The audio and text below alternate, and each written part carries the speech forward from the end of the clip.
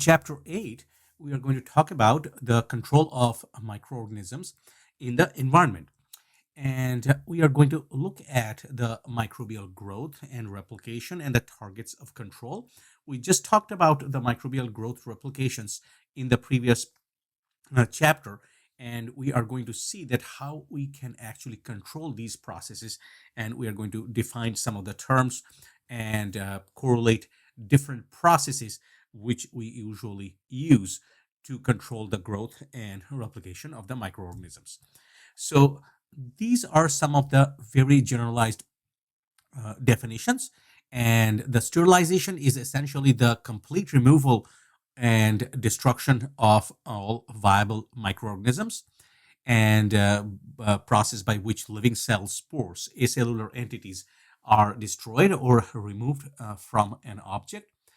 And this is used on inanimate object. And if we are talking about a chemical sterilization agent, we usually call it a sterilant.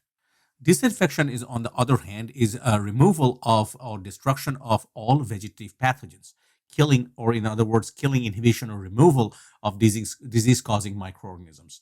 And the agents usually are chemical, used for disinfection, and usually used on inanimate objects, but do not always sterilize, as spores or a few organisms remain. So disinfection and sterilization is not the same. Bacterial endospores are not eliminated in a process of disinfection. On the other hand, the sanitization is the reduction of microbial population to a safe level by public health standard. And this is routinely used in the food and the beverage industries, say, for example, in restaurants and all. The next one is an antisepsis, is a destruction of microbe on living tissues. And the antiseptics are the chemical agents that can be applied to tissue on a living organism to kill and inhibit the growth of pathogens. So here we are looking at some of the common microbial control methods. And the biocide is the generalized term, which is essentially microbicidal agents that control microorganisms. And this could be physical, chemical, mechanical, or biological. And we already defined this term sterilization, disinfection, antisepsis, and we are going to see that what are these agents and what they do. So first, we are going to talk about the physical agents, and you can see that filtration is a process, and we can use filtration for air purification as well. So it can cause a sterilization. We can use that kind of filter, which can even filter the viruses out. But not always, not all filters. Say, for example, a HEPA filter is not a sterilization process. So depending upon what kind of instrument we are use or scenario we are use, it could be sterilization, of course, but it may not be. Liquid, we use a depth membrane. We're going to define those, can sterilize. The next one is heat. And there are two kinds of heat. It's a dry heat, which is essentially incineration, or in a dry oven. Both can achieve sterilization at a certain degree temperature and exposure to a certain time. And also we can use a moist heat, which is a pressurized steam, and that can also disinfect. Now, if we are trying to use or sterilize a liquid form, the dry method will not work because it will char or evaporate the liquid. So pressurized steam is the way to go, mainly if it is not heat sensitive. If it's a heat sensitive liquid, then the filtration is probably the best idea. On the other hand, the boiling water, hot water, there are several processes called pasteurization or the tyndallization, which is used in the packaging industries, and these can disinfect, but they cannot sterilize.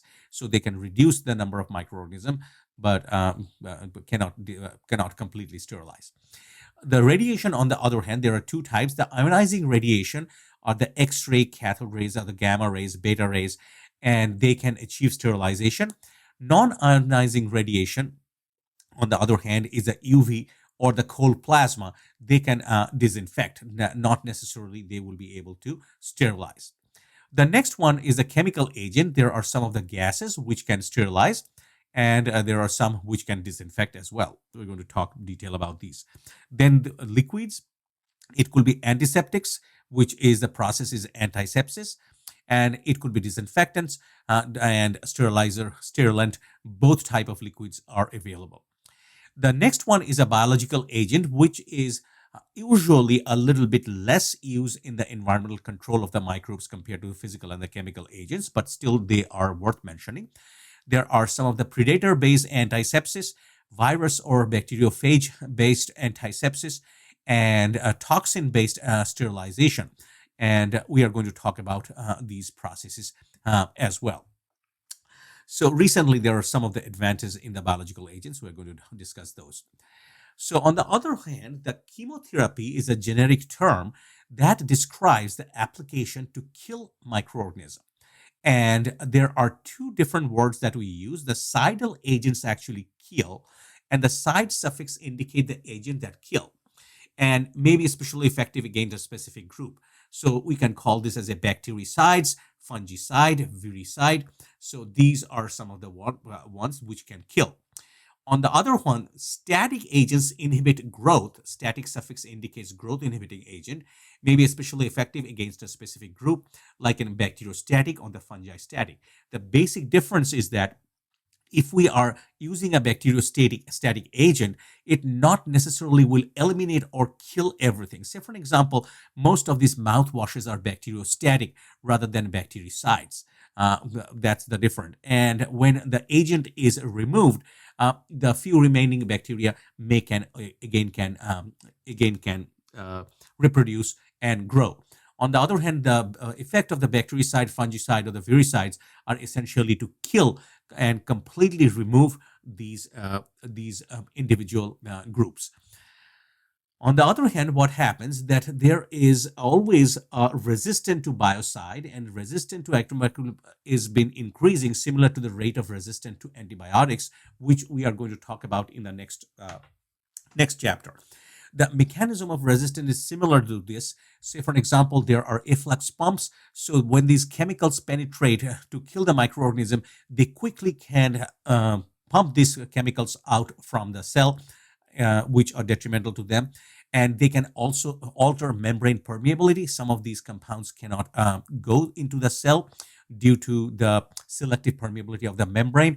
Sometimes the target to which some of these biocides actually bind, particularly the chemical biocide inside, say for example, a ribosomal target, sometimes these modification of these targets by mutation and selection render the biocides ineffective. And also the specific resistant genes actually grow, and these are essentially due to the selection pressure. And these resistant genes are usually located in different plasmids and can be transmitted from one bacteria to the other, and gradually this can grow in the environment. So these are concerns. The next, we are looking at the pattern of the microbial death, and it basically mirrored the pattern of the microbial growth. And we are going to see that how it is. It is the microorganisms are not killed instantly when exposed to the lethal agent, but the population death usually occurs exponentially, just like the logarithmic phase of the growth, and they're reduced by the same fraction what it means at constant intervals. So we are going to define a couple of terms here. First is the decimal reduction time, or D value. This is the time required to kill 90% of the microorganism. And this D value is the time required to drop the tenfold, essentially, is the D value. We're going to take a look at that. And then we can also plot this D value, the log value of the D value, and find a Z value, that is the temperature change, that decreases the microbial population by 90%. So what it mean by this, that right here we can see that this is an exponential plot of the survivors versus the minutes of exposure to heating, say for example at 121 degrees Celsius, which is the autoclaving temperature. And this is a straight line right here. It's a straight line. And from say 10 to the power 6 right here, 10 to the power 6, this is the part, 10 to the power 6 microorganism from 0 minute to -1 organism at 7 minutes. And you can see right here, the D value is right here is 1 minute. You can see that this is the D value. And as we said, that the D value is a time required to drop this by the tenfold. So here you can see that the log number of the survivors when it is dropping by the tenfold, that is basically the from here to here tenfold, that is the D value. So here in the D value is a minute of exposure in between 3 and 4, and it will be the same as well. So it is 1 minute. Now what we can do, that we can plot this D value or log of the D value. These are log of the D value with the temperature that you can see. So from here, you see that this is also an exponential plot. The D value, the log of the exponential plot of the D values versus the temperature. And higher the temperature, the lower the log 10 D value. And the temperature change at a given D value, temperature change at a given D value that reduces the population by 1 log unit is essentially the 1 log unit from here to here, 1 to 0. So from this to this is essentially the Z value. Here, see that it is 115, 120. So the Z value is 5 degrees Celsius here. So these are the two parameters that is essential. And just remember that what is a D and the Z value and the decimal reduction time. In this graph, we are looking at the impact of the biocide exposure. And here we are looking at 3 population reduction curves from different side. So the shape of each curve reflects the various conditions that influence the biocide effectiveness. So in each case, the eventual decline in viable microorganism can occur as a steady decline of viability from, say, antisepsis to sanitization to disinfection to sterilization. And these are all stacked right here on top of each other. So now the graph actually shows the log of the microbial population on the vertical axis and the time of the and right here we are looking at the time on the horizontal axis. And all the 3 lines start at the same level of microbial population on a log scale. And the first line actually rapidly drops off in a straight line and then levels off in the sterilization level.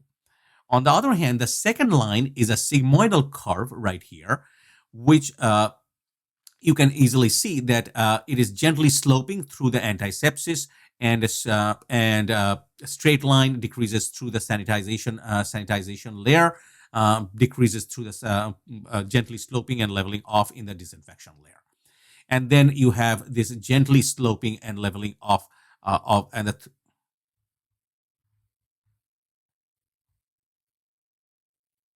and the third line is a gentle arch through the antisepsis, sanitization, and disinfection. So these are some of the patterns of the population reduction curve from different biocides. So after this,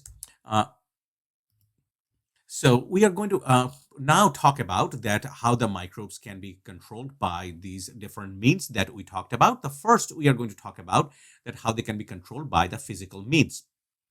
So in this process, you can see that the filtration is the first, reduces the microbial population in heat-sensitive material by removing the microorganism, and also used reduced microbial populations in the air as well.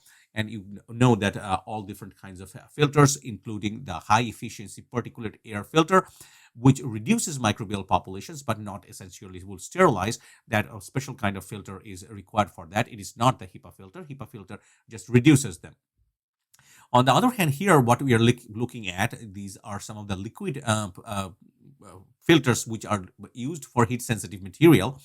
These are called depth filter because the fibrous material that have been bonded into a thick layer filled with these narrow twisting channels. And essentially what you do with this process, the liquid which is to be sterilized is pumped through the membrane. You need a vacuum suction pump, and this is essentially a schematic representation of the membrane filter setup, and this force the liquid through the filter. And also you can see the schematic representation of the cross section of the filter and its pore, which are too small for these microbes to pass through. So this is basically the filtration process. Now, these membrane filters are porous membranes with defined pore sizes which remove the microorganisms. These are often used after a depth filter. So you can use a combination of these filters. So what happens is that these are several dimensions. There are some filters which are 0.45 micron filter. The 0.45 micron filter can filter out large particles, but they are essentially, we cannot filter bacteria or the viruses. But there are 0.2 micron filters, and these 0.2 micron filters are considered as sterilizing filters. The bacteria do not pass through these 0.2 micron filters, and they are very effective in that way. And only the mycoplasma, which are pleomorphic, they do not have a cell wall, they are pleomorphic and pliable, they can squeeze through this bacteriological filter, and viruses, of course, can pass through. But if those are not present in the environment, the 0.2 micron filter can be used as a sterilizing filter. So this is a construction of a typical sterilizing filter, which can be fitted on a setup like this. You can fit those. Also, but for small volumes, you can use a syringe filter, which can be screw capped on a sterilized syringe. And first, you basically suck up the liquid and take it out from a sterilized package and screw it in. And as you push the plunger, the liquid will be dropped from here. So this is, you can see that these are the filters which are made up of many different, they can be made up of nitrocellulose, polyvinyl pyridine. They are made up of many different types of supporting agents. They can be made. So these are the filters, basically membrane filters. So surgical mask, we all know now about these N95, these disposable masks, which exclude 95% of the particle. And again, these are not sterilizing filter or anything. They just reduces the risk of contamination. And we already talked about the HEPA filters, and these are used in the laminar airflow, or which is known as a biological safety cabinet. So here you can see a technician is pipetting a potentially hazardous material in a safety cabinet, which is known as a laminar flow biological safety cabinet. And here you are looking at the schematic of a showing the airflow pattern within these class 2 safety cabinet. And what we mean by a class 2 safety cabinet is essentially that right here you can see that the front of this glass shield or sash is actually open. So the outside air is sucked in through a small area right here in front of that. And that is circulated back and comes through a HEPA filter into the cabinet, and it creates a positive pressure.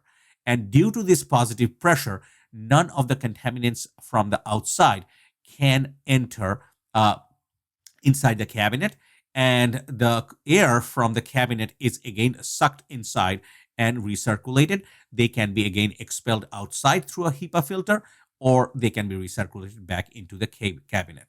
So these are essentially the working principle of a laminar airflow hood cabinet.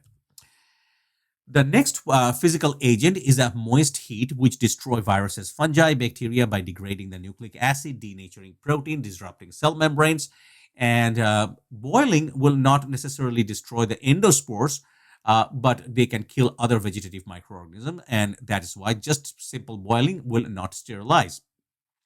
But these can be used to disinfect drinking water if it is required. When you have in these boiling advisories due to some of the leakage in the water system or contamination, you know this particularly happens after a natural calamity like a hurricane, tornado.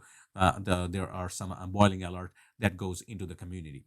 So these are some of the average conditions, and you do not have to memorize anything. So you can easily see that for the yeast, 5 minutes at 550 to 60 is good enough to kill the vegetative cells.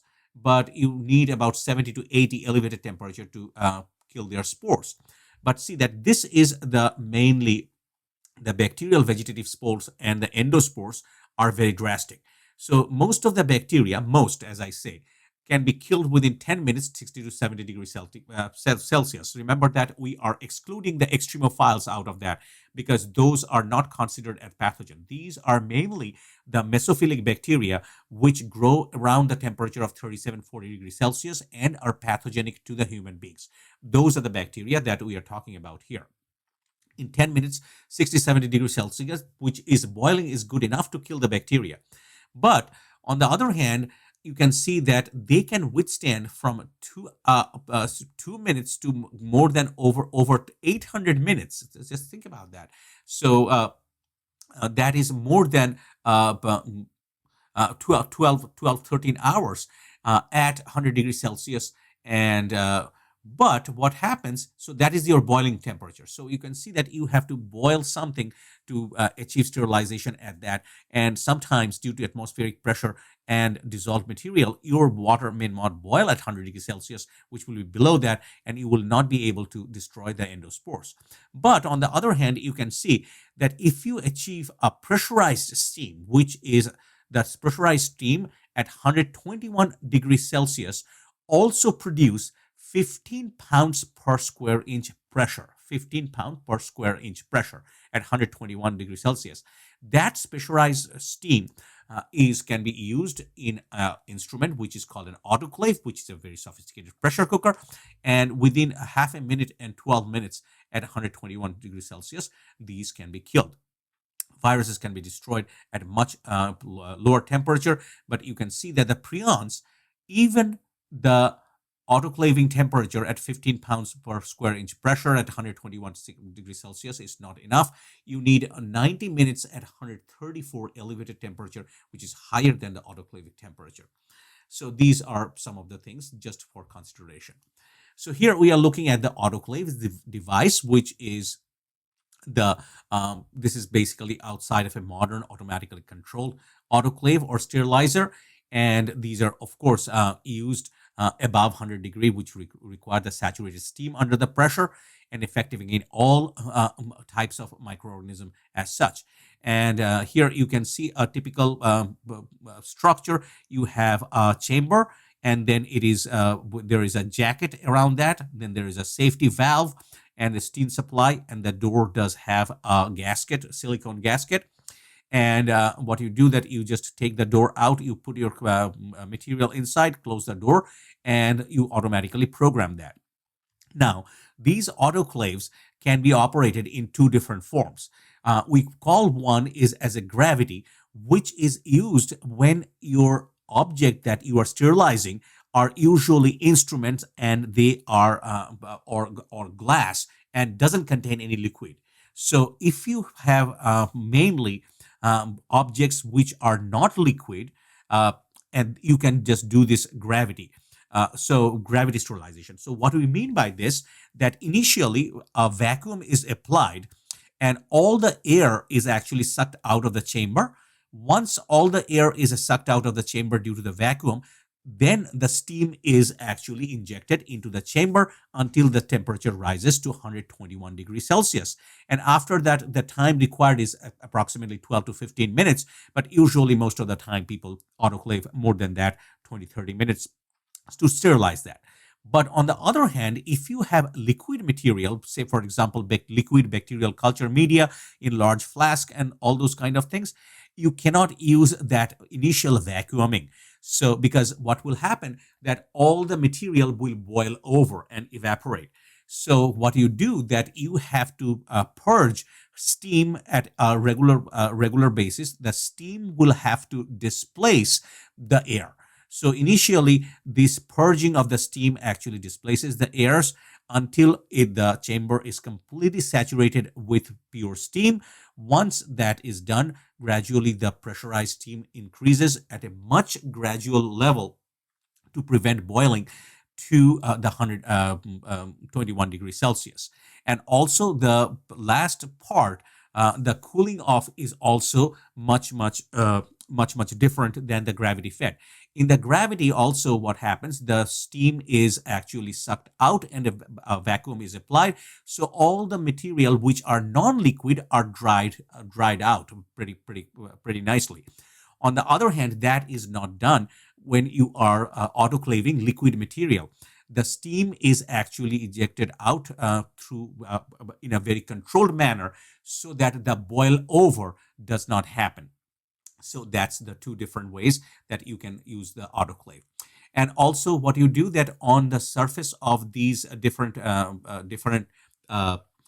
material, you put these color changing tapes, which does have stripes which are white in a normal temperature. Once it attains this 121 degrees Celsius, 15 pounds per square inch pressure, they actually turn into the black color. So you will see black stripes on these color changing tape. But the best way to do this is by using this Geobacillus stereothermophilus, and you use a media and put an ampule of Geobacillus stereothermophilus into that.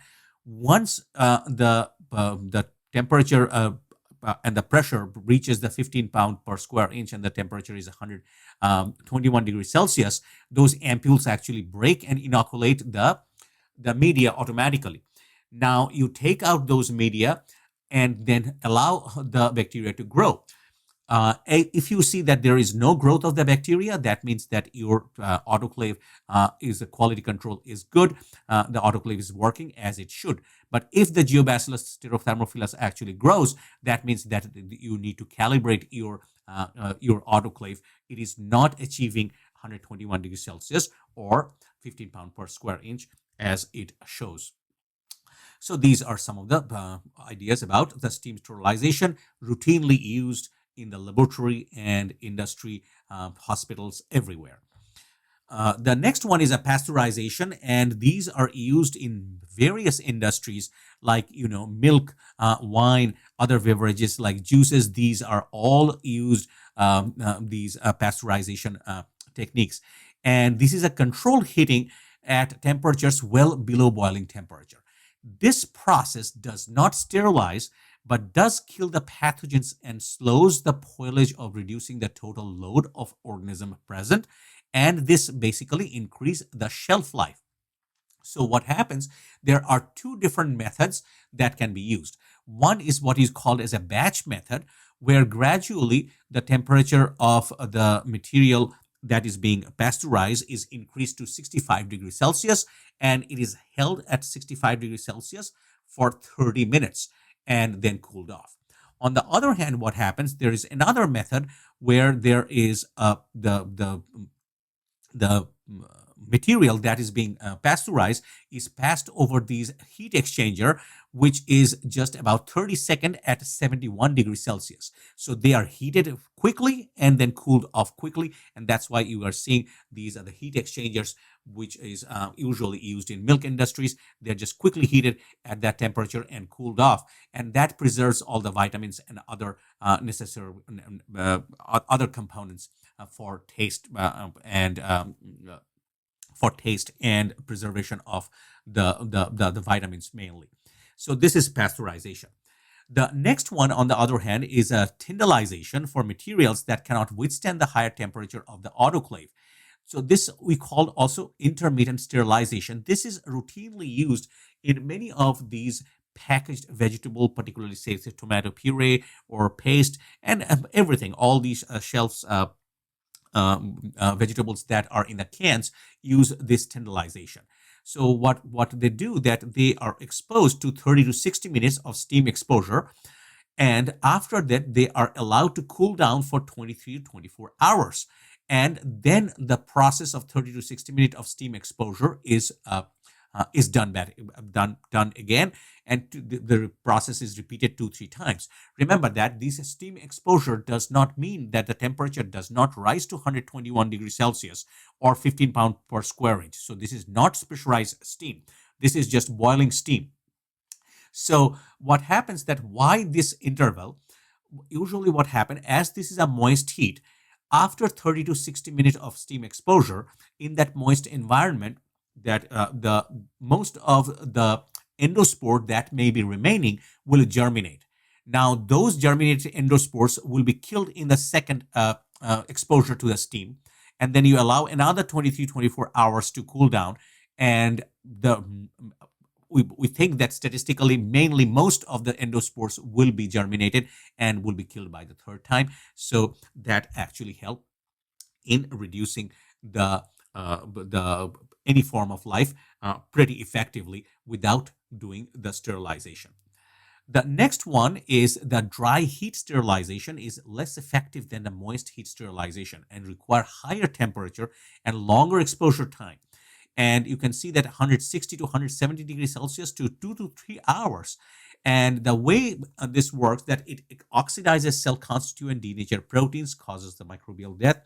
And these are not suitable for high sensitive material. Say, for example, plastic, you cannot heat sterilize. So you can heat sterilize your Pyrex glassware, your metal instrument, you can dry heat, but that is one of the important consideration. The advantage, on the other hand, for the dry heat sterilization, or which can be done in these sterilizing ovens, does not corrode the glassware or the metal instrument, which the moist heat tend to do. So that's the only advantage of the dry heat sterilization. So, along with the dry heat sterilization, there is also another process which is routinely used for microbiological in the microbiological laboratories to transfer to sterilize the instrument that actually transfer the bacteria or the microorganism from one place to the other. These are the loops and the needles that we talked about earlier, and these loops and the needles can be sterilized by which are called micro incinerators. These are tabletop. These micro incinerators does have a ceramic hollow tube which is already heated. You just put your loops or needles inside them for 5 to 7 seconds, and that will be completely sterilized. These Before these micro incinerators, usually a spirit lamp or a Bunsen burner on the table was used, and you just pass your needle or loop over that one, and that will, of course, completely sterilize instantly. And you just cool them down and use to transfer your microorganisms. The next one is ultraviolet radiation, which is a non-ionizing radiation. And 260 nanometer is the lethal because this 260 nanometer is absorbed by the DNA. And what it causes, that it breaks the thymine dimers, where there are two thymines next to each other, and form these thymine dimers. So anywhere in the DNA, if you have two out of 80 CGs, if you have two T's next to each other, then what it does on the other side of the T, there should be an A, and the A and T, there are two hydrogen bonds between the A and T. So the bond between the A and T actually breaks, and the two thymine, which is on one side of the chain next to each other, they actually bond up and form a thymine dimer.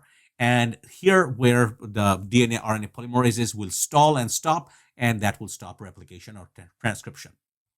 And UV is limited to the surface sterilization because it does not penetrate most of the glasses, dirt films, water, and other substances. But here you can see that it has been used for water treatment plants. And now you have seen that some of the handheld UV instruments are even available in some of the regular stores as well. And also operating large areas like operating rooms, as well as say biosafety cabinet. Ultraviolet radiation is routinely used in those areas. The next one is a cold plasma. This is a fourth state of matter, which is basically made of ionized gases where the atoms and the molecules are stripped off outer shell electrons. And it emits the UV radiation and produces this reactive oxygen species, which we talked about, the ROS, basically O2 minus, and nitrogen species, which is N2 minus. And that's the reason that these damages in the nucleic acid oxidizes nucleic acid proteins and the lipids. So this is also another way. The next one is the ionizing radiation. The gamma radiation can deeply penetrate deep into the object. Beta rays can be used also, X rays can be used also, but the gamma radiation is usually the most popular. And what it does that is dislodges the electron from the atoms and the molecules, producing chemically reactive free radicals, which essentially will denature uh, all the forms of microbial forms. And this is used for sterilization, pasteurization of antibiotics, hormone sutures, plastic disposable supplies, and the food. So the very very broad uh, application for ionizing radiation actually do exist. So the next one is the chemical agents of control. And the here again, the disinfection is the ideal biocide, is effective against a wide variety of infectious agent at low concentration and in the presence of organic matter. And this is basically an effectiveness between and the low toxicity. So we have to choose it very carefully. And antisepsis reduces the number of pathogens on human tissues to prevent the infection. So let's take a look at each one of them. So first is the phenolics, and the phenol is just a benzene ring with a hydroxyl. On the other hand, the orthocresol, you have a methyl group right here, and then you have a chloroxylenol where you have a hydroxyl group, and opposite side you have a chloride with three methyl groups in here. And they are commonly used in the laboratory and the hospital disinfectants. And the phenolics always do have a particular odor. So just think about that the original pine sol, that pine sol smell is the smell of the phenolics. And sometimes it is a disagreeable odor, sometimes it's agreeable, but they do have a smell. And they denature the proteins and disrupt cell membranes. These are also tuberculocidal, effective in the presence of organic material, and they are long lasting. And the Lysol, a commercial disinfectant, is a mixture of phenolics. But I would like to mention that Lysol now does produce a lot of different things, and all of them are not phenolics. There are many of them which are quartz, quaternary. We are going to talk about the quacks and the quartz. They are different. But again, as I say, the safe way to say is that Lysol or pine sol, that original smell of that pine sol, which is this brownish color liquid that you dissolve or can use those are the original phenolics. The next one is the alcohol. This is very, very commonly known. There are usually two of them that we use, which is the ethanol and the isopropanol. The isopropanol is used in 70% concentration as a rubbing alcohol.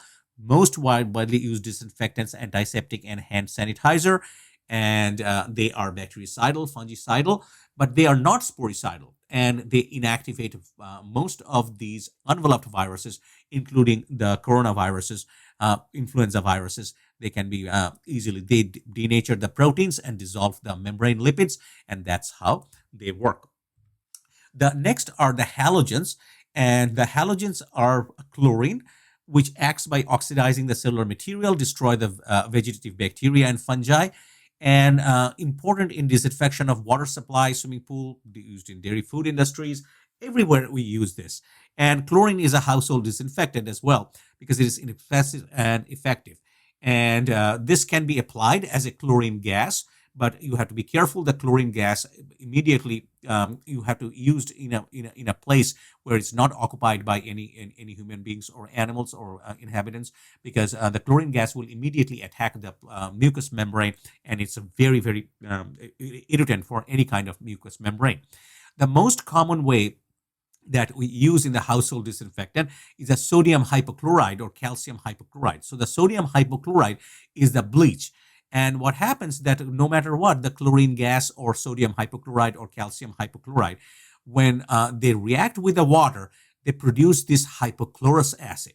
And this hypochlorous acid is the one which does have this killing ability or the disinfecting ability. Just to note that there are some of these protozoa that cannot be killed by these chlorine, and those are Cryptosporidium and Giardia. And these are the two protists or protozoa which can cause gastrointestinal disorders, and these cannot be killed by these chlorine.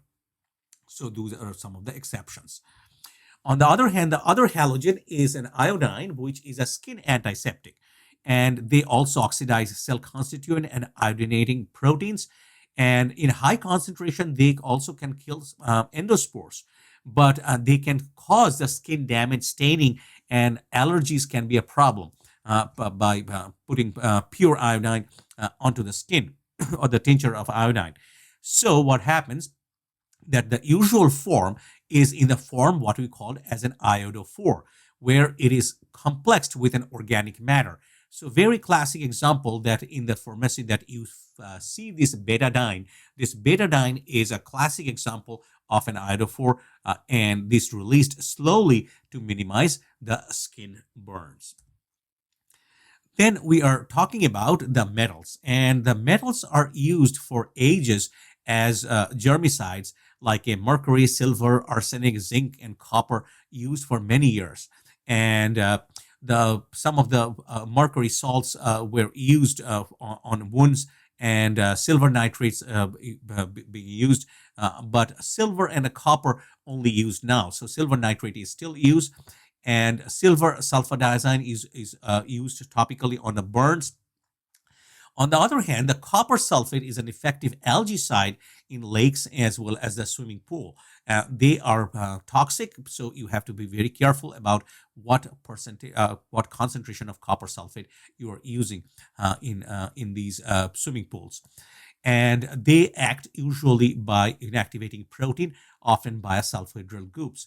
On the other hand, just interesting to see that we can still see that the hot water pipes are made up of copper, and that are naturally algicide. So they are naturally algicide and doesn't allow algal growth inside these copper pipes, mainly used on the hot water lines.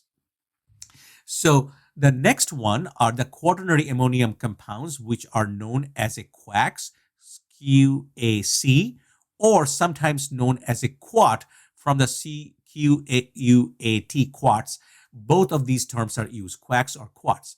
So two of the typical ones are the acetylpyridinium and the benzalkonium. And what you see that these are this NH4 plus. So you can see right here, you have this N, and these are bound with these four bonds right here, and with a hydrocarbon chain.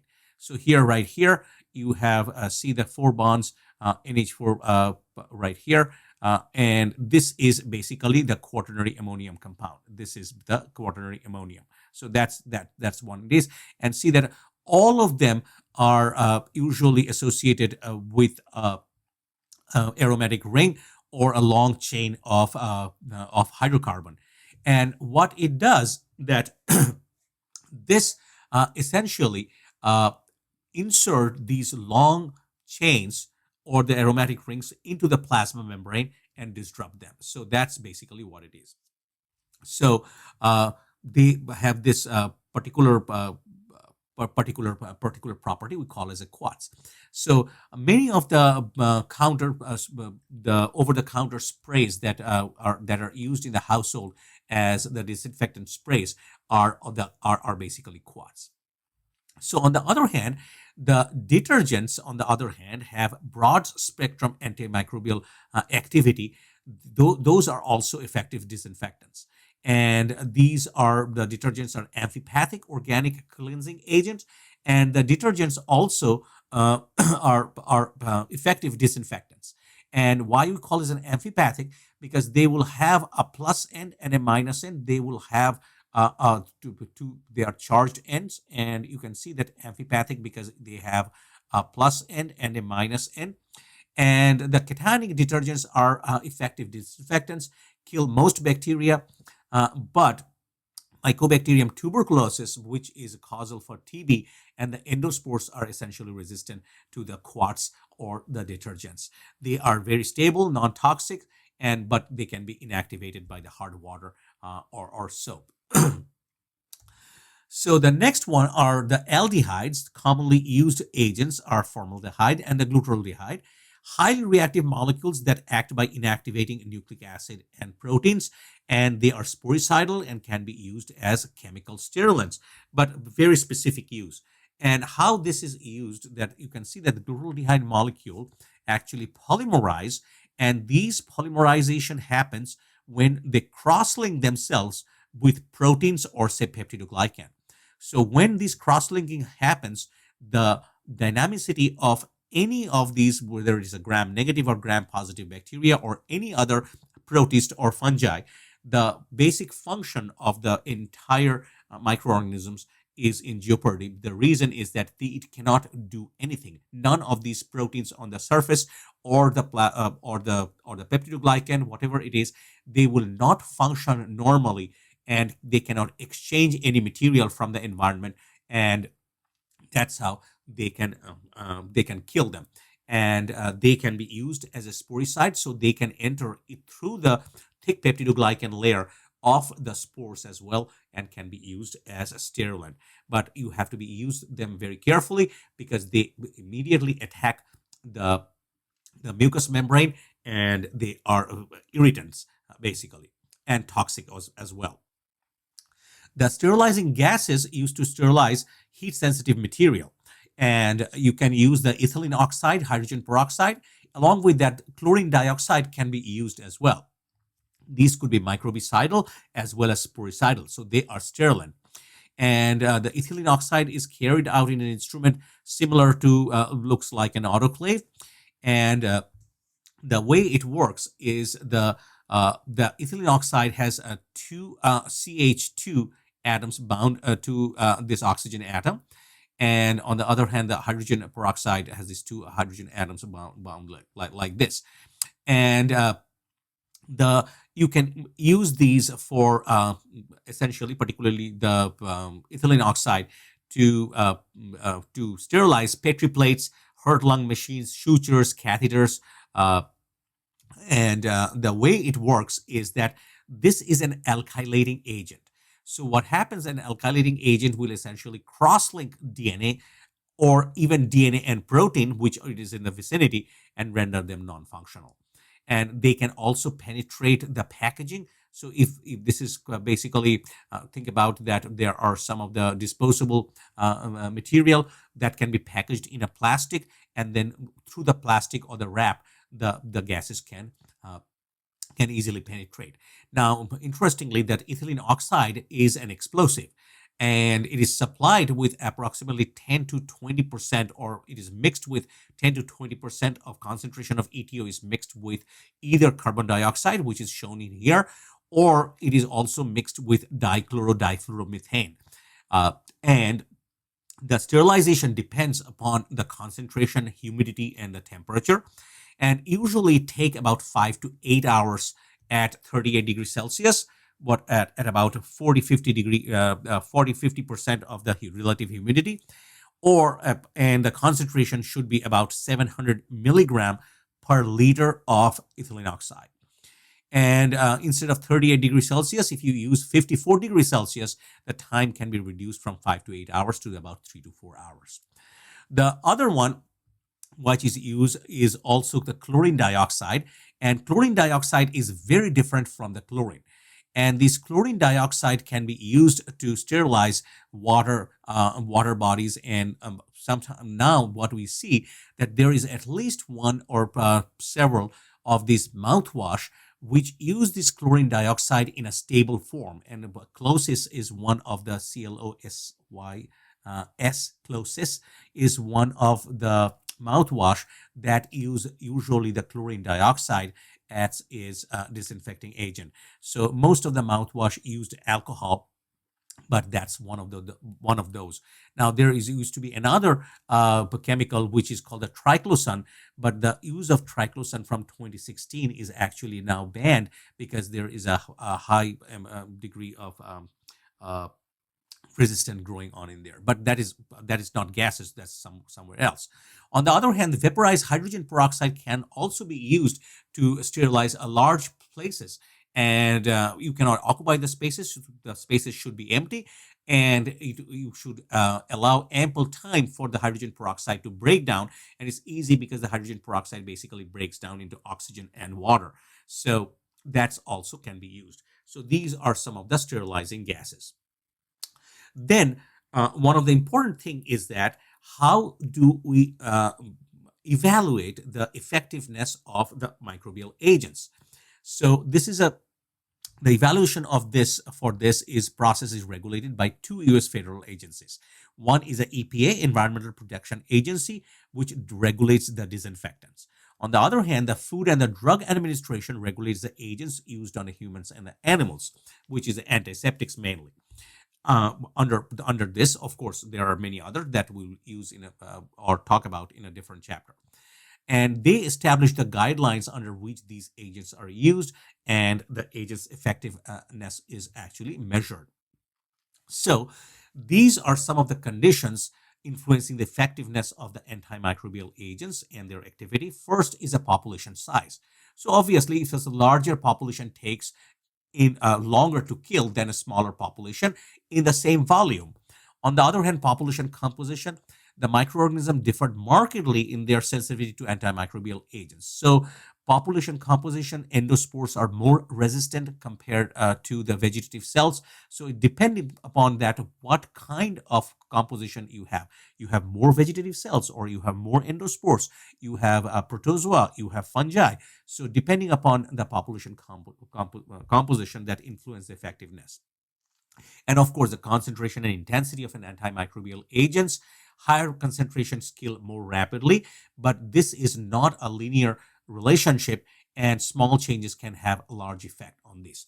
So we're going to consider some of these ideas. So along with that, also contact time. Longer the exposure, more organisms are killed.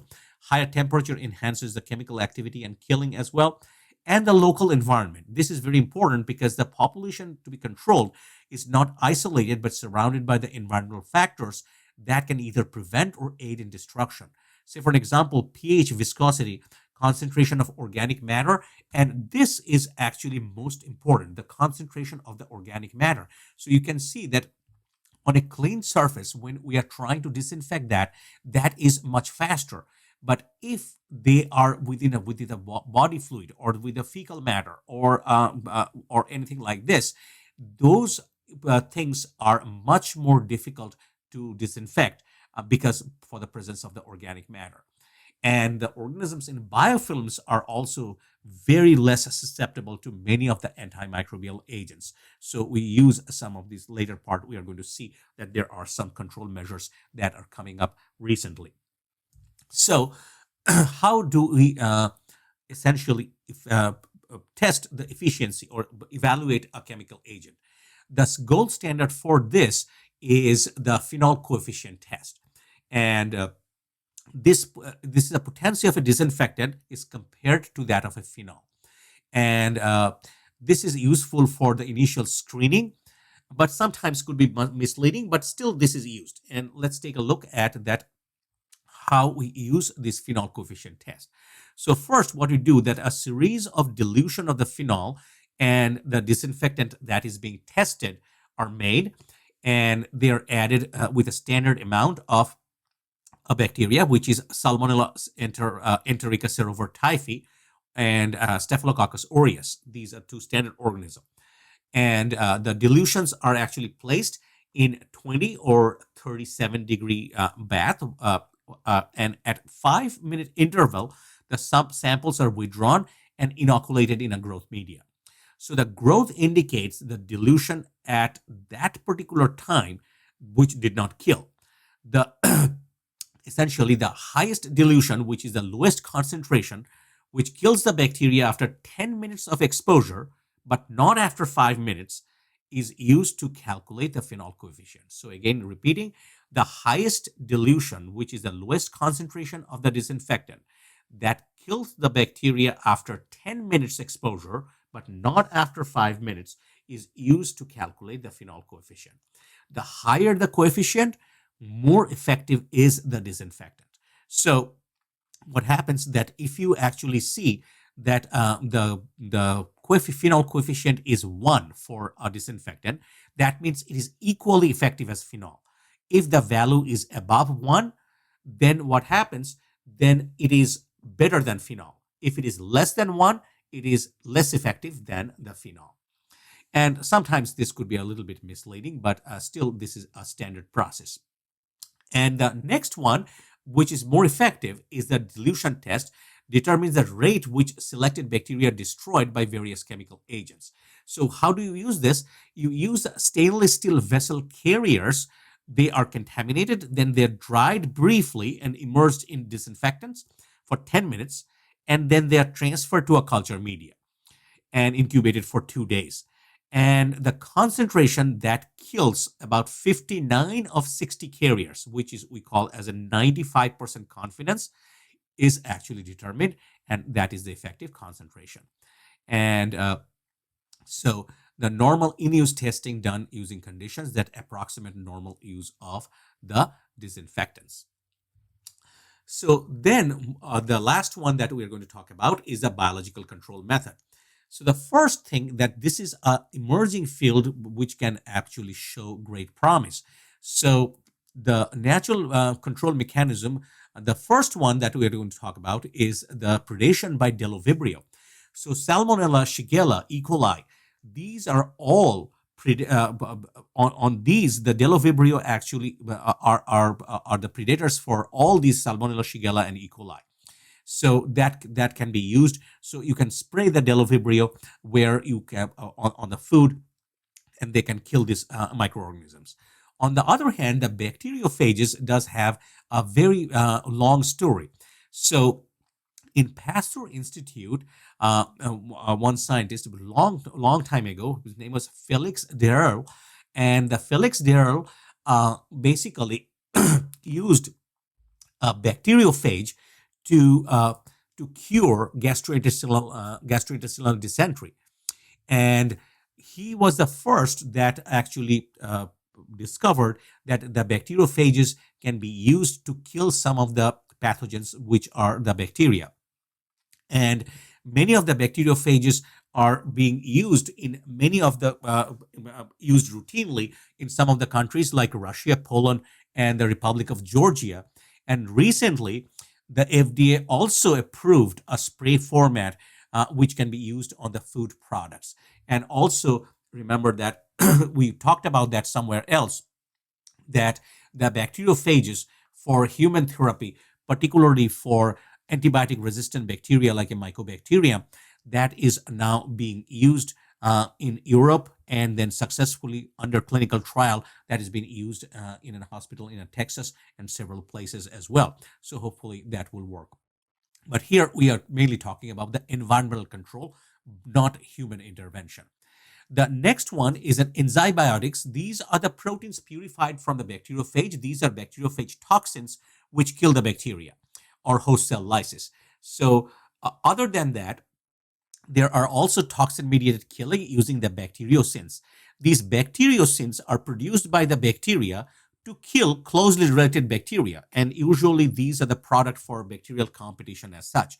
These are toxic peptides, and say for an example, E. coli produce these bacteriocins called colicins. These colicins are basically to kill related E. colis, and some of these peptides can attach to the ribosomes, some and denatured and can make them non-functional. That's the killing process.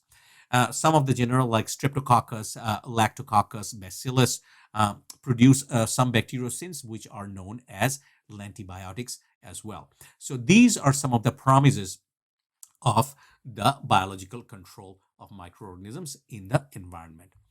So essentially, this controlling the microbial growth can be achieved by many different methods, and we talked about a couple of them. And many of them are useful, but they all have their pros and cons, and each may not be suitable in a particular environment. So when you're thinking about these appropriate and most useful way to control growth in a given environment or situation, might be using the information found in this chapter.